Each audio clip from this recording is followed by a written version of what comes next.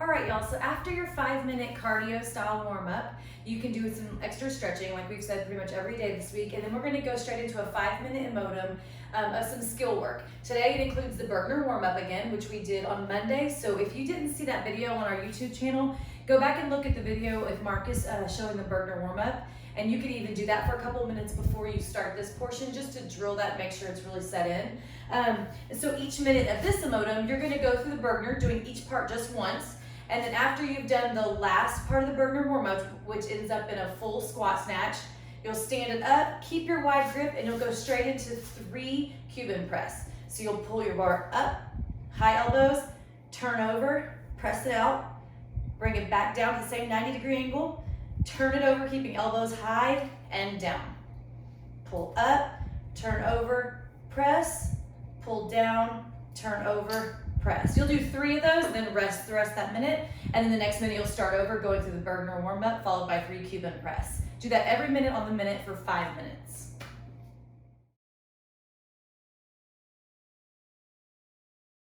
Also, our workout today is very similar to Tuesdays, which is another 30-minute modem. Same exact format, which is in minute 1, you're doing 20 seconds worth of work, and then you're resting the rest of the minute. In minute 2, you're doing 30 seconds worth of work, and you're resting the rest of the minute. And in minute 3, you're doing 40 seconds worth of work and resting the rest of the minute. And you'll cycle through that. All right, so minute 1 in this workout today is push-ups.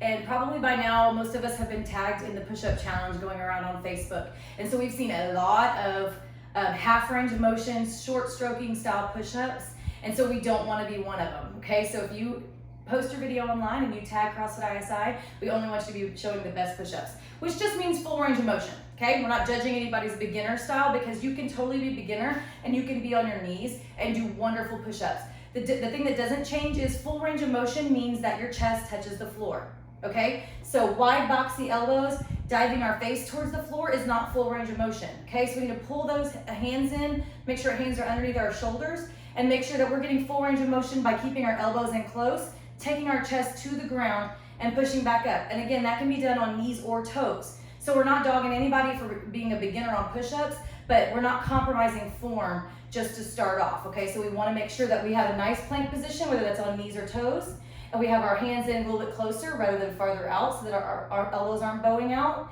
and that we're going all the way chest to the deck. Okay, so in a knee position, that would look like this. I still tuck my butt, squeeze it, and I have a nice plank position. I go all the way down to the ground, all the way back up. That's a full range of motion knee push-up, okay? Not here. Again, not my butt staying in the air and my face going towards the floor, but squeezing my butt in, taking everything, thighs, hips, chest, to the ground and back up. On toes, same thing. Thighs, hips, chest, hit the floor, drive back up. Again, we're not leaving our hips behind.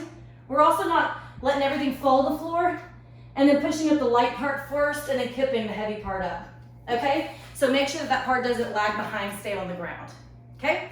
So that's minute 1, 20 seconds of max effort push-ups, good form push-ups. Minute 2 of this workout will be 30 seconds of alternating reverse lunges. So this is just a body weight movement. We're stepping backwards, that's the reverse part, and alternate tells us we have to switch feet, okay? So you'll just take a step back, a long enough stride to where your knee touches the floor and you push right back up, okay? If I was stepping too close, it would push my front knee over my front toe, and I don't want that. So a long enough stride that I can tap that knee, bring it right back up, and I have to switch feet every rep. Alternating reverse lunges. Minute 3 of this workout is going to be 40 seconds of single jump rope. So the other day we got a chance to work on our double unders. Today we're just doing steady singles, hopefully for 40 seconds straight. Okay, so make sure that you relax your shoulders. If we get tense, the wider our arms go, the shorter our rope gets and the more we trip. So relax those shoulders. That's the time to breathe. Keep them steady pace enough that you can breathe while you do them, and try to go 40 seconds straight, because then you're only gonna get 20 seconds rest and you turn right back around and start back over with push-ups. And we're gonna loop through this, so it's basically 10 rounds of these 3 movements.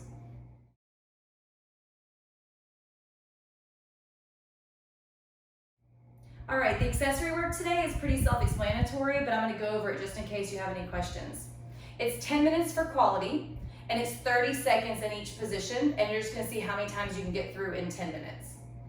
Movement number 1 is gonna be a hollow hold. You're gonna lay on your back and you're gonna pull up to a hollow body position, and that's done by activating your midline, your core, squeezing, pressing your belly towards your spine into the ground, and we're not breaking at the hips or the shoulders. So what I mean by that is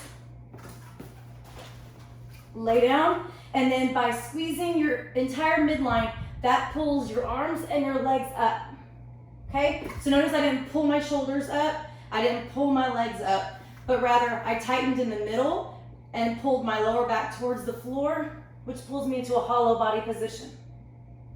Okay, movement number 2 is gonna be the very bottom of a squat that you can get into. And remember, we're looking for a good active bottom of your squat, not a stretching bottom. Okay, so drive my chest and my arms up however I need to keep my chest up, and I'm gonna sit for 30 seconds at the very bottom. Remember, it's a great chance that if you find yourself like this in squats, I want you to try to pull your butt under and pull your chest up and get into a more upright squat for this hold. If you need to, if you have an object you can hold to counterbalance, if you have a problem with your heels coming up, if you have a problem with not being able to turn your hips under, you can grab a pole of some kind and pull against it and use that to pull your hips forward, and it'll help you stretch into the good position of the bottom of the squat. The third movement's gonna be a side plank, and we went over those the other day. So start on either side and give me 30 seconds of side plank. Come out of that, sit in a butterfly with the bottom of your feet together, pushing your knees open for 30 seconds. And then for the last 30 seconds, go to the other side plank. And then just loop through that as many times as you can fit in 10 minutes.